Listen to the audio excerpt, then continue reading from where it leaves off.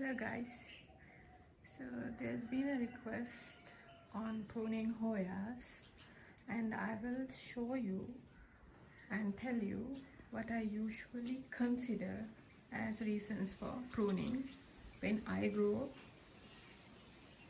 my Hoyas in a tropical climate, right? So let's first go to my Hoya obscura. You can already see that there are so many stems that I have sprouted from the top, but they do not have many leaves like this, right? And there's one here, right? Very bare, and 2 leaves, and also here, right? This stem, right, which has stopped its leafing out, right? So in a situation like this, what has happened is either this got stuck inside, or either I was maneuvering this inside the trellis to make it more neater, or some bug was there and I removed the bug. See, there's a mealybug over here, right here. This is a mealybug, right? So bug infestations also can drop leaves, right? That might be the actual cause of the nearby leaves dropping, right? So I will just crush it, right? But since this is looking very scraggly, right, this can be a candidate for pruning from here, right? But since this is too long also, and since my vine is very bushy, I can certainly tuck this in without anyone can notice it, right? See, no one can notice it. Even from the other side, I will correct it if it's not correctly tucked in, right? But here I cannot see new growth forming from this node either. So therefore, as a trigger for new growth, I can prune it from here, right? I'm using an IKEA jackfruit seccator, right? Oh my god, this is so hardy, and I have been using this for over 2 years, and I even cut coconut shells also with this. You wouldn't believe this, right? But I do. Okay, and there's another vine over here, right? This one, right? Can you see?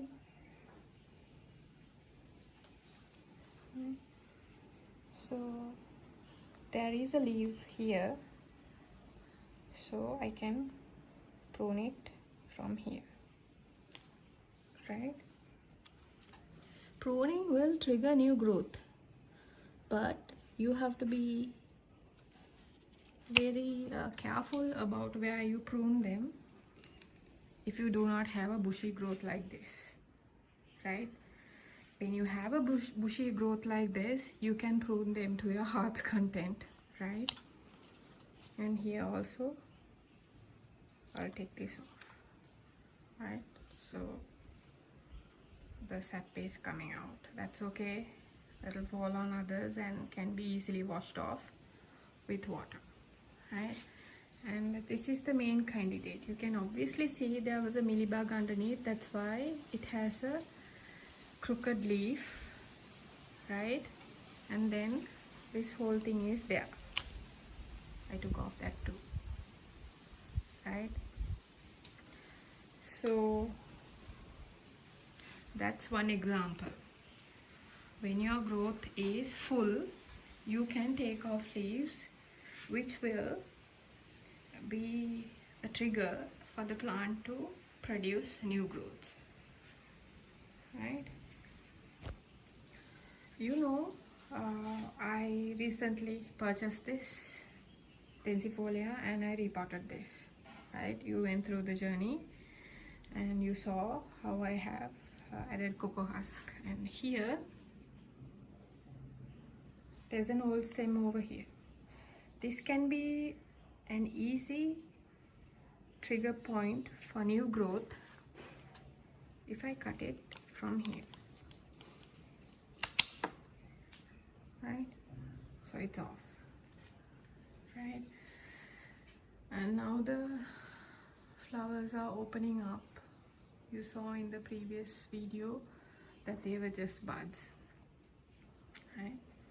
And a thing that you need to be concerned about is these new vines, right? Obviously, because there was no trellis, and since this was sprouting from the very top of the trellis, the produced leaf is still small. This might remain small too, right? So that is a done deal when the vine does not have a place to grab onto, right? This is to be retrellised. So as my Hoya, which you saw yesterday, it was like, you know, sprouting strands from here and there, and they are just lying on the like, you know, they're just freely laying wherever they need to, right? So all that needs to be retrellised, including the Hoya pentaflevia, right? So these vines will not be a point of pruning, right? Because there's still more growth opportunity in them, and these are new vines, right? So you never trim off new vines, right? New vines you can trim off if the growth of it, which means the leaf, is scraggly looking, right? So since I mentioned my Hoya, let's go to that and I'll show you here, right? When you have this much of growth, the appearance of it will be a key point when you maintain your Hoya, right? So for the sake of its appearance, right, you might need to trim off some stems even though they are healthy looking, right? But the golden rule is the stem should not have any leaves, right? Otherwise you are not cutting it, right? If the leaves are harmed, or if the leaves are mutated, or in situation like that only would make that a contender for a pruning, right? But here you can see that there's a leaf sprouting from this cut or break here, right? I think this recently got broken off or something like that and sprouted the leaf, but this stem is very ugly, right? Imagining how it would look like if I take this part off, you can see it might look very nice, right? So in a situation like that, despite this small leaf, since I have like hundreds others, I can take off that too, right? Which I will do from the very end, making sure that I will not cut off the other leaves, right? Okay, so normally when you are pruning plants, make sure your cut is very clean, right? One clean swoop and you are done with your cut, right? That is another reason you can improve the health of your next growth, because you are not, you know, wounding the tissues, but with one clean swoop you are making a cut, right? And coming to this, right? You know, this was recently repotted, and after repotting, I told you in my previous videos, the tops of these vines, which has the most newest and the most daintiest vines, would dry off, right? In a situation like that, let it dry off, right? And let it fall their leaves also, but still your vine would recover, right? To promote new growth from top, right, you can take off some vines over here if they have dried up, but here this yellowing stem is a start of a node which has few other really good new vines also, right? So therefore here, if you are trying to take this off using a shear, you have to be very careful, or in a very thin vine like this will dry off and you can easily pull off, right? So you can wait until then also, right? And on top you can see this part, right? No leaves, but it has totally dried off from the node above, and I can take it off from here, but no, I will go further down because it's still bare even though the vine is pretty green, right? I will leave some room to curve this around, right, and put a zip tie over here, but imagining that to have some room, I will take off the vine somewhere here, right, above that node, right? So those are my considerations for taking off dried off leaves, as well as giving it a clean cut to trigger new growth from your vine, right? Also here, can you see, right, there is a stem over here which has no leaves, and this is not a new stem, right? I hope you can see this does not have the look of new leaflets sprouting out. So these nodes are like, you know, easy candidates for, you know, pruning, right? I slowly place this. Normally I would take my smallest sewing scissor to this, because then I can like make an even better cut, like way closer to the node, but I will show this to you now, right? And there's a broken leaf over here which I will also take off,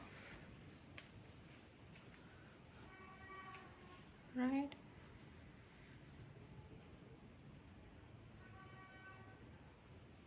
So the vine is more neater now,